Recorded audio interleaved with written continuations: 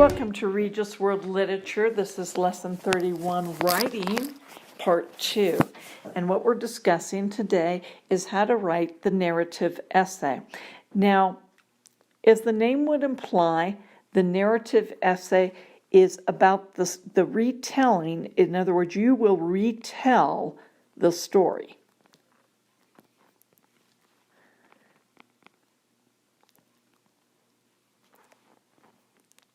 And because of that, it will be chronological. You will tell it as it unfolds. Now, there are other ways to do it, but I would suggest until you're very familiar with doing it as a chronological story, do not try to attempt to branch out into other possibilities. Let's learn this first, as it's the easiest way to do a narrative essay. And then once you've mastered that, you can experiment. Now, so the main job in a narrative essay is to retell the story. But like we were talking about as we first read our story on the last tape, Ilyas, by Leo Tolstoy, that nonetheless a short story has a main idea. The main idea will be the thesis. So even though you're retelling, you still have a focus for your essay. That will be the thesis, the last sentence of the introduction. And it will be based on the theme. Even though you're retelling a story, your focus is the theme of the story. And that, by the way, is also the author's focus in the short story. But you will start with the thesis, though he does not. Okay, he's telling a story, but a narrative essay is not just telling the story. It will focus on the thesis, have 3 body paragraphs, and a conclusion. So as you are preparing to write this kind of essay, the first thing you want to do is focus on the theme. Identify the theme. What is the theme of this story? Well, I would say the theme of this story is contentment. Now, you could have chosen, by the way, a different word. So you just follow along my thinking for a minute and make sure, by the way, that you're writing all these notes down. They need to be written just as they're put down on this page. You can add to them, but you may not detract from them. So if my theme is contentment, once I've identified it, I want to write several other, that same theme in several other words or phrases. Okay. So I would say it is, another way to state that is that wealth is fleeting. So I'm just thinking of other ways to restate the theme based on this story. Another thing I might say is fortune, this comes right out of the story, fortune quickly changes. Fortune meaning the luck of man throughout his life in this context. What would be another way I could say it? What is the theme of this story? I'm not moving on to a new theme. I've picked the one basic theme. But what's another way I could say it? Well, I might say chasing money takes lots of energy and robs our joy. Now, I could go on and maybe make 1, 2, or 3 more statements, but instead I'm going to have you on your notes write 1, 2, and 3, and you are going to write 3 more ways you would state the basic theme. So again, this is part of your notes. You want to write 3 more ideas, phrases, or sentences for how you would state the theme of this short story. Now, having done that, I think you're ready to write the first part of your narrative essay, which would be the introduction. This, remember, is going to be the first paragraph of your essay. Now, I'm going to show you what you need to include. 1, you need to include the title and the author, always. Whether any kind of analytical writing here. or instructive essay. And then 2, you are going to have some background. Now, what kinds of things would I include to a background? I know that my last sentence is going to be my thesis statement, and it's going to have to do with contentment in this story. So my background would introduce this old couple, right? Ilyas and his wife, and you can name them. What was her name? Shemagi or something. Let me go find that. I would want to give a very simple, perhaps one sentence summation of how at first they were very, very wealthy and then they lost their funds. Okay. Because remember, I'm retelling a story. I'm not having a surprise ending or anything like that. Okay, so they went from wealth to being servants. We could say wealth to want, wealth to poverty.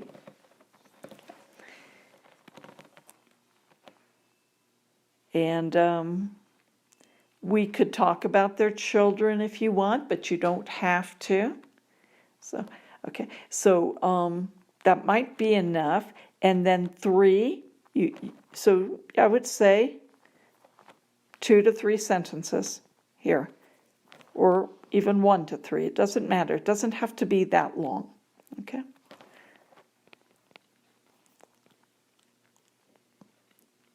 Just enough so that when I get to my thesis statement, it makes sense.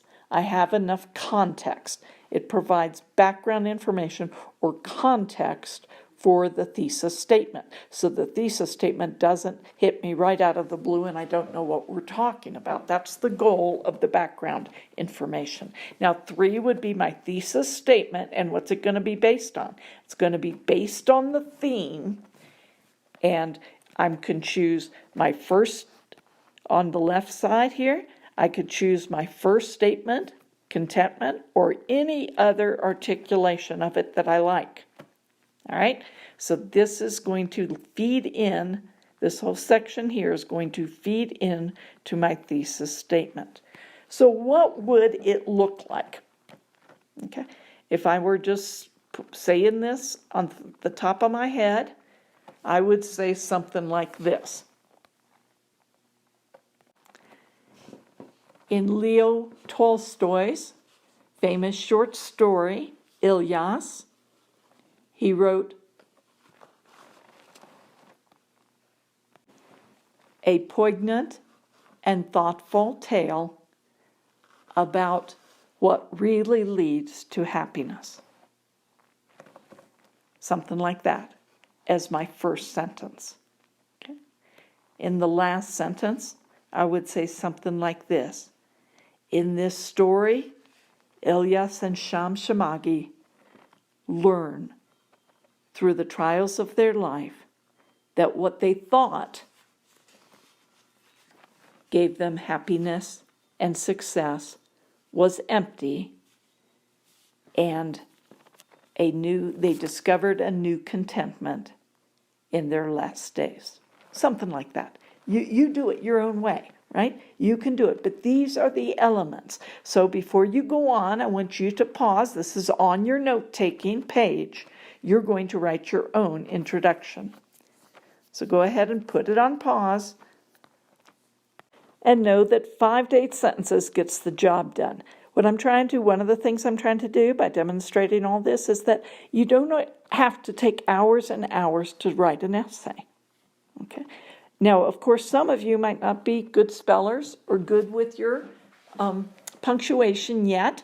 Don't worry about that. Right now, get your ideas down. So you have written your own. If not, go ahead and put it on pause. Come back when you have.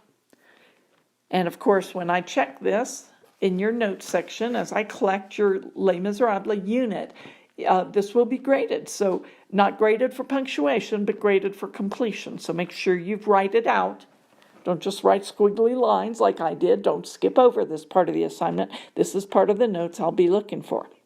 So now once you've written this, and like I say, yeah, 5, 6 to 8, 9 sentences is enough.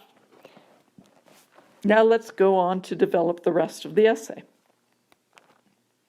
Now we are talking about a 5-paragraph essay. So we've already done our introduction. We're going to have a conclusion, and that leaves us 3 body paragraphs. Now, when you are writing a narrative essay, these want to be in chronicle order. So let's go ahead and think through what are our 3 main, if I divided up the story, divided up the plot into 3 parts, what would it be? Well, I would say the first stage, and this is not that difficult for you to figure out. You probably all have this in your mind already. The first stage would be when they are wealthy. The second stage would be when they're in poverty. And the last stage would be when they find contentment.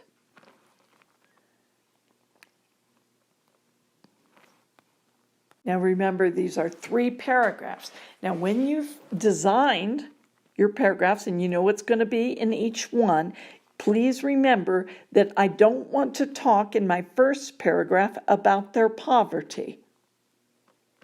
I don't want to talk in my second paragraph about their wealth or about their contentment. Make your paragraphs distinct. And the only thing you want to talk about in the third paragraph is their contentment, not their poverty and not their wealth. Now, there is a place for having transition sentences between them, but it's better to have no transition and make sure your paragraphs are distinct than to muddle it all up and me not be able to tell what you're talking about in each paragraph. Okay, so of the 2, if you can't make a transition and still keep all your focus on the wealth, then just talk about wealth. You see what I'm saying? All right. Now, what goes then into each of these paragraphs? Well, if in the first body paragraph, which is the second paragraph of the paper, I'm talking about wealth, what do I need? I need a basic statement or 2 about the fact that they are wealthy. Okay, so state it.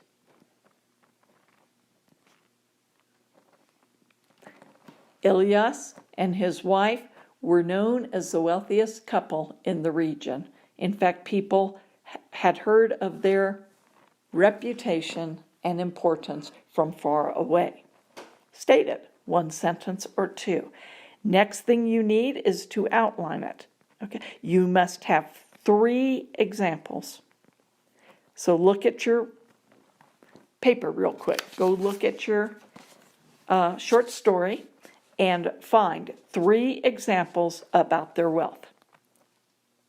Now, before I found those 3, what I would do is, and by the way, you can do all the outlining first and then write it all, but I'm just trying to explain each part.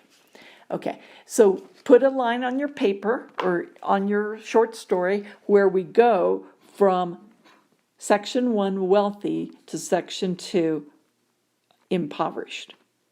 So separate it there and make sure that you find no example below that line. Now, I circled 3 things that showed me he was wealthy. They do not have to be the same thing you circled. Okay. So mine were, little by little, he acquired great wealth.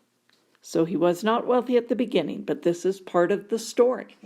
2, everyone in the district envied him. And 3, people of position heard of Ilyas and sought his acquaintance. Those would be 3 examples. Now, there were others that I left out. So realize that whenever you are writing an essay, you are selecting, you are editing, you are choosing what you think is most important. So I'm going to write mine in, and then you are going to write mine down, and then anything else, I would suggest you at least write 2 others that would have been possibilities to choose instead of the 3 that I chose. So can you see how quick, whoops, there's one more thing before we do that. We also must have a quote. So you go back and reread that one section and choose the very best quote you like.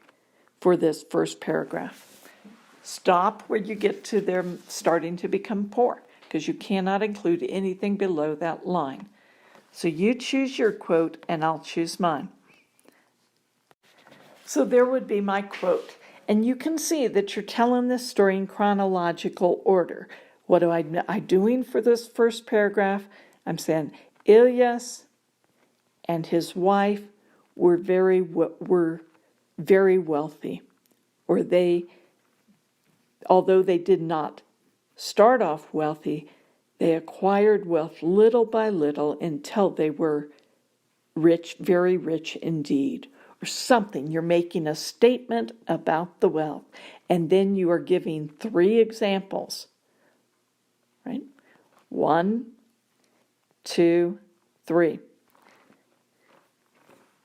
They acquired, although they did not begin wealthy. Again, I'm using that now as my first sentence after the statement of wealth. So maybe I would rather instead say, Ilyas and Shamshamiger were one of the wealthiest families in this region of Russia. They were not born wealthy, nor given their wealth by their parents, but they acquired it little by little through hard labor. Everyone in the district envied them, and they were the talk of the town. Something like that. You fill it in, right?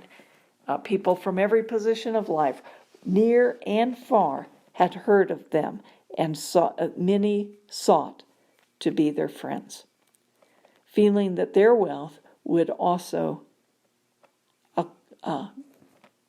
influence the others. Well, I've kind of forgotten what I wanted to say there, sorry.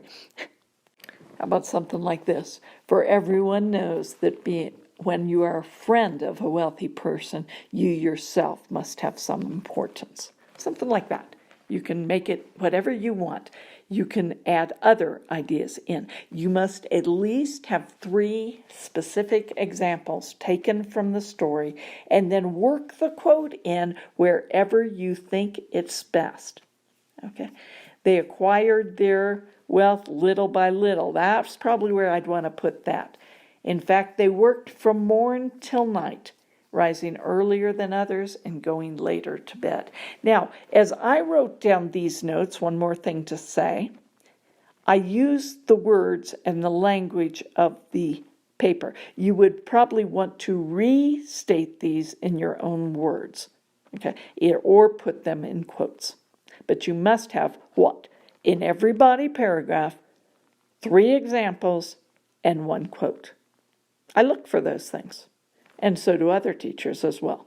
So what do you have now to do? You have a second paragraph on poverty and a third paragraph on contentment. So now it's your job to stop the tape, and on your notes, you must have paragraph 2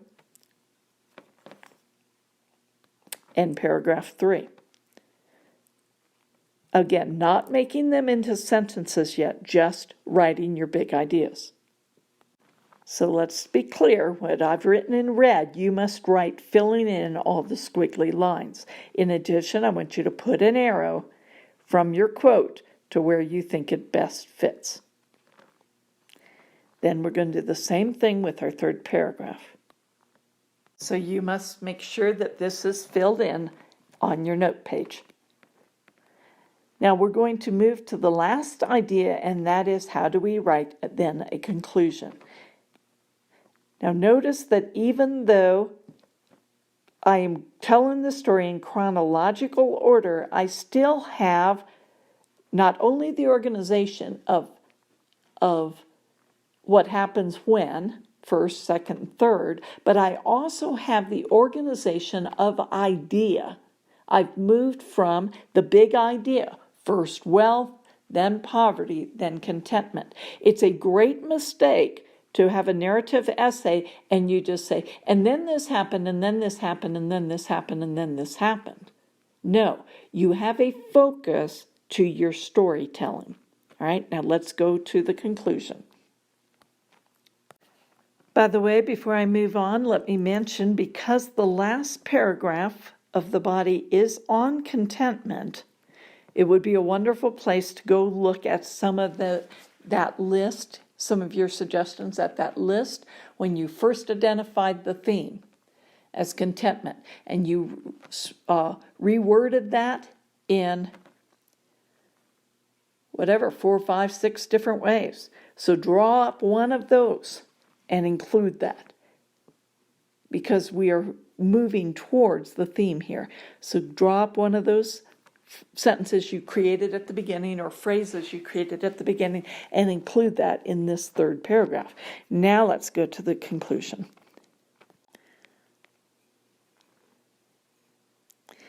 Now, when we start with the conclusion, it's best to pause again and consider, what do I conclude from this story? That's the question you want to ask yourself.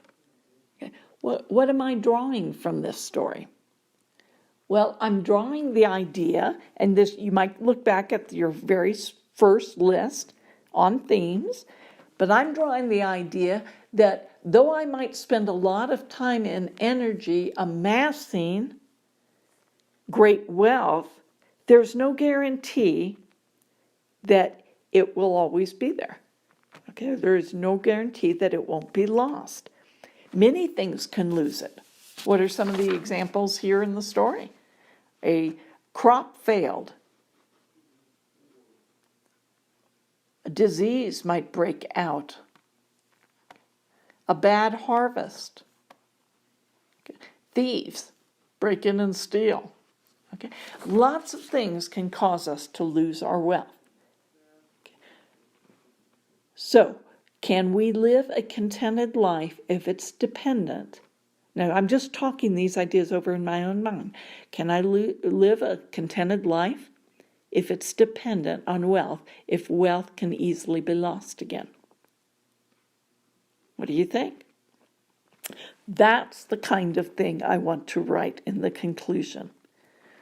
So this wonderful, short, and succinct story by Leo Tolstoy teaches me that wealth, or teaches, I probably shouldn't use the word me, teaches that wealth is fleeting.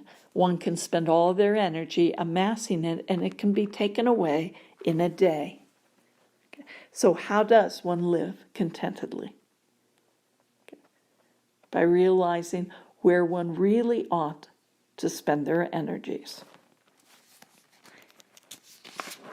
We might find, or it might be surprising to us to understand that there can be greater happiness with little than with much, because getting wealth robs lots of energy. Now, Tolstoy would want us to do what he encouraged the reader to do, or what I should say Muhammad or the Mullah encouraged the reader to do. Don't laugh at what seems foolish. Contentment, but pause and become thoughtful. Something like that, right? You are talking about what you are concluding. Don't use the word you, but take your lesson and articulate it. And that's the conclusion.